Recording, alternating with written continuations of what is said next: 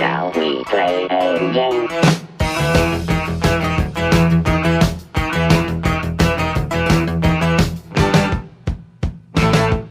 Then you spot the dogs, black shadows running at high speed toward the hole in the fence. You can see the headlights of the truck beyond, bouncing slowly, approaching the hole. Joe must have been waiting for the front door to Hosso, open. Stonebender. Don't use my name. The shouts behind you increase in volume, but you've got a good head start. Shortly after the dogs leap through the hole, they bound up into the back of the truck.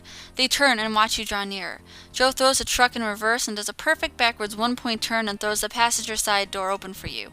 You pick your way through the hole in the fence and dive into the truck. Joe floors it, your legs being pelted as the truck's wheels kick up stones and dirt. Hang on! The dogs are thrown against the back as the truck takes off, and you have to grab onto the seat to keep from flying out the door. As the truck races down the road, you pull yourself into the cab, reach out, and shut the door. Ralph and Tina start to bark in victory as the mountain recedes into blackness.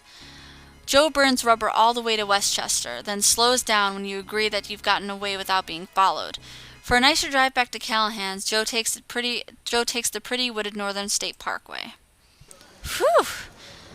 That was a doozy. By the time you get back, it's almost midnight, and the party is still in full swing. As the four of you pile out of the car, Ralph speaks up. Pardon me, but have I said thank you to anyone yet? No.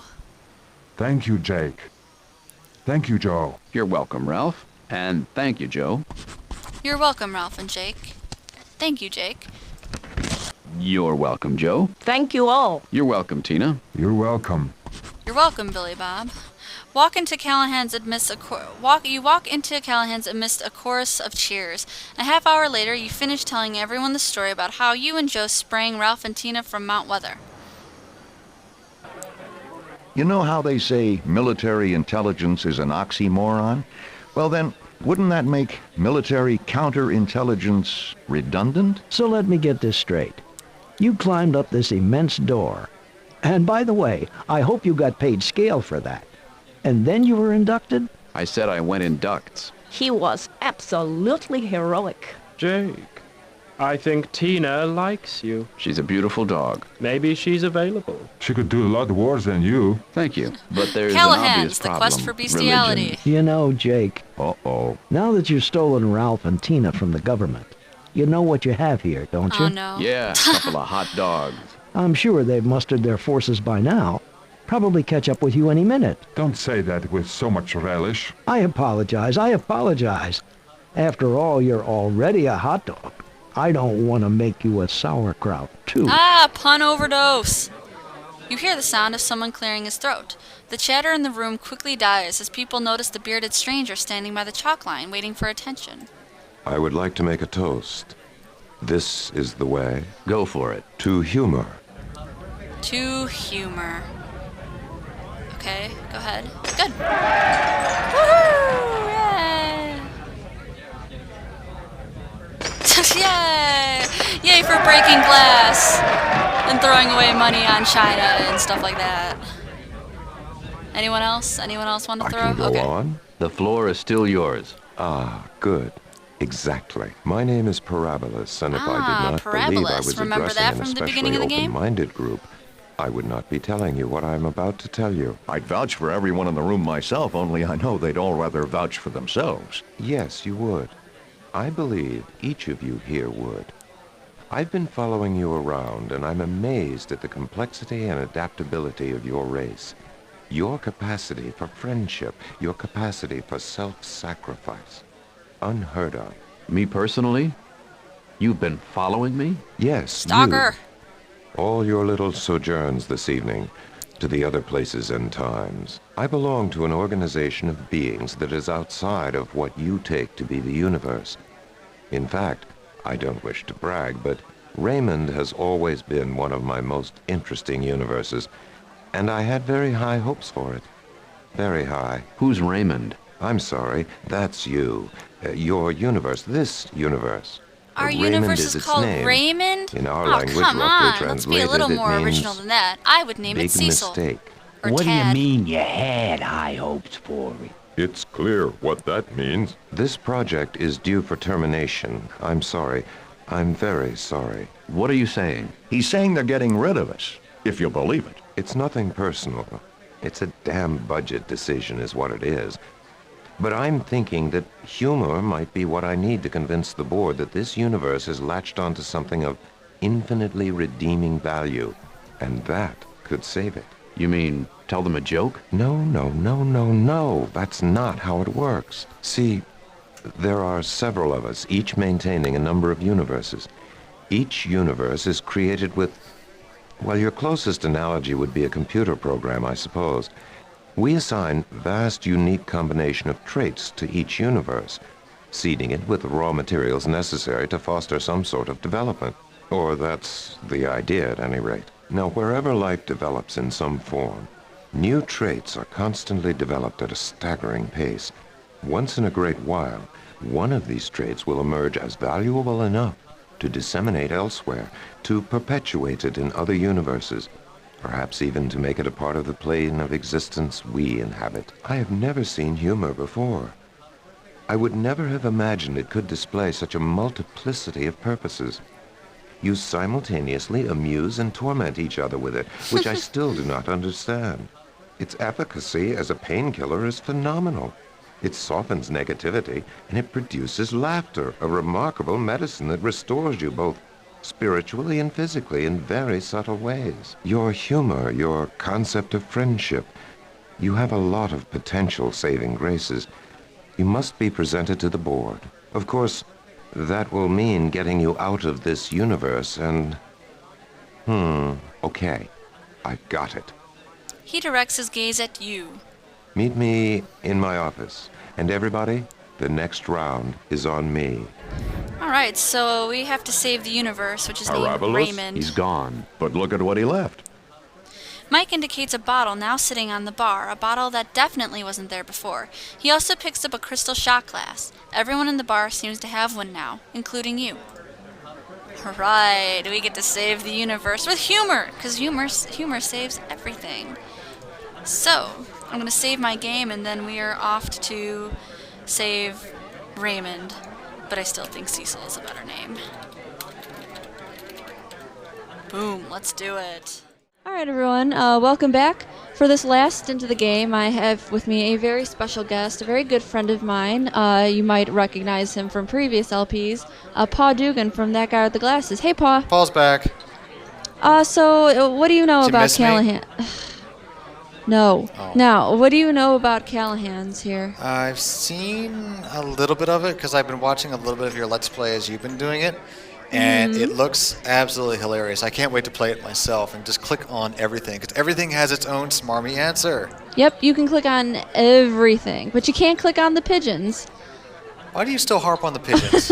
I just think that's ridiculous. I think it's ridiculous that the smog has a description. Hey, we and found not the Carmen pigeon. Sandiego. No, that's Snooty McSnooterson. I named her. Oh. It's like Carmen Sandiego. And so, so do you have any idea of what's going on? Well, I know you've done a handful of missions. We did one in like Transylvania with Piotr. Don't play number 14. It was B-17. whatever. And then we did Charlie and the Chocolate Factory in the Aztec ruins. There was an alien one that we just did. There was something about that weird guy wearing the tinfoil helmet. That is not tinfoil. This is expensive equipment right here, folks. And then the bar looks different every time I look in. Just kind of peer over your shoulder and see what's going on. So now there's like dogs. Yeah. There's a bottle. There's people I don't recognize. There's that deaf guy who I missed. Basically, what's going on is we just saved these dogs. They're talking dogs. They're special talking dogs that were kidnapped from the government, and we saved them.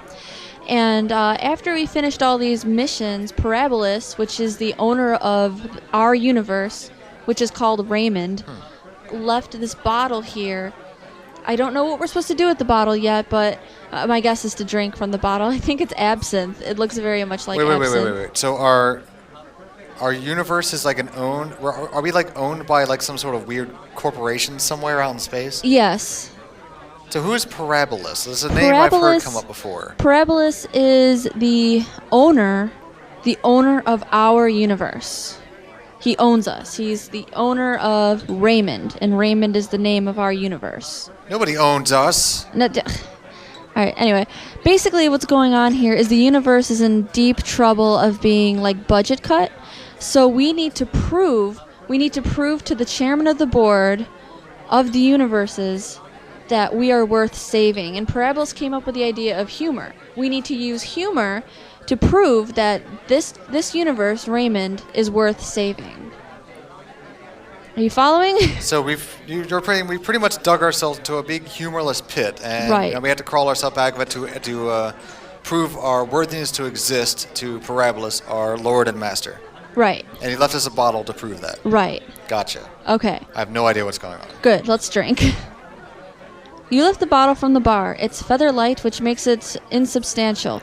But weight aside, it feels cool. It feels like cool, thick glass. The contents slosh around in slow motion. Not quite lava lamp slow, but definitely ocean in a bottle slow. Maybe it's like oil. I think he's Did we poisoning drink us. it? I don't think we drank it. I think we just looked at it. Drink. Hang on. Drink it. I can't. I can pour it. I can pour it in the... I have a shot glass. That makes sense. It turned green. Ooh, this stuff makes my spit thick. You first pour yourself a shot from the crystal bottle. Then you do the same for everyone else. Certainly. Interrupted. By all means. As one, everybody downs their shot. The liquor goes down like a bullet and hits your stomach so quickly and strongly that at first you think it's causing physical damage, but then the warmth begins to spread. No, this definitely isn't melon liqueur. It's shooting roots below your stomach and branches above, tendrils of comfortably numbing warmth that envelope your entire body within 10 seconds. So should we be trusting a drink that's given to us by a guy who's going to destroy our entire galaxy? I don't know, but everybody's drinking it, so I think it's too late. You cannot go back. Ooh, cinematic. Brooding! Ooh, it's like that scene out of Fantasia. Yay! Why did we do that?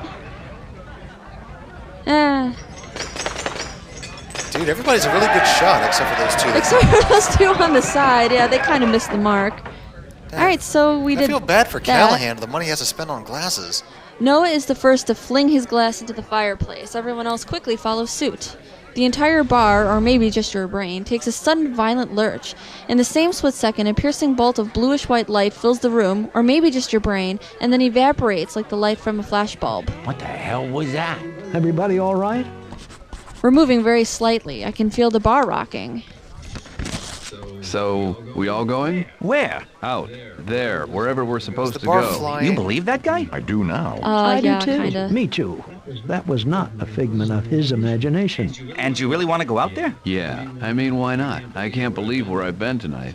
So what's one more hike, just because this one is as implausible as all the others put together? I want you to know that I take that implausible crack personally. So do I. Me too. Me Shut up, too. Squish. You I all hate your take mission. crack personally? Anyway, I figure I'm hot right now, so I think I'm going to walk out that door. Anyone who wants to come with me is welcome to join me. I'll come. Why should you get all the glory? I'll come. I could Talking use a dog. walk. Mike, you're Yep, coming, yep. That's a right? talking dog. Yeah, he talks. His name is Ralph. We saved him. But Mike just grins at you and goes back to tending bar. Song. Have I mentioned that it goes way too fast for me to read? Have I also mentioned that I like flub every word that's past 4 syllables in this game? Even the word syllables. You Even love. I am very good at not Hey, look, it's pronouncing Carmen these Sandiego. things. Oh, wait. That's Snooty McSnooterson. You can tell by the thing. So, now wait. Now, if the bar is floating and flying, if we step out that door, we're going to fall into the abyss. Ready? Ooh, do you see that? It's foggy out. No big deal. It's smog. The smog is the description. You open the door and step out into... Well, you're not quite sure what or where you're stepping into. It's a familiar feeling. You and Josie are first to walk out the door, and your rubbernecking prompts impatient catcalls from Noah, Piotr, and Alfie. Catcalls are against Ralph's religion. Awestruck, you wander into the infinite landscape of living light that gives you the aurora borealis of Venus envy. Ah, here we are. Parabolas has cut things just a little closely, forcing you to move single file along the fragment of the parking lot that still clings to the bar. A few feet out, you turn to see Callahan, set against the vast light show and flanked by a behemoth ruin. Jesus, where are we? If anybody wants to say, Toto, I don't think we're in Kansas anymore, I'll let them get away with it. This time only. What is this miasma? No, I don't think bronchial spasms alone could explain all this.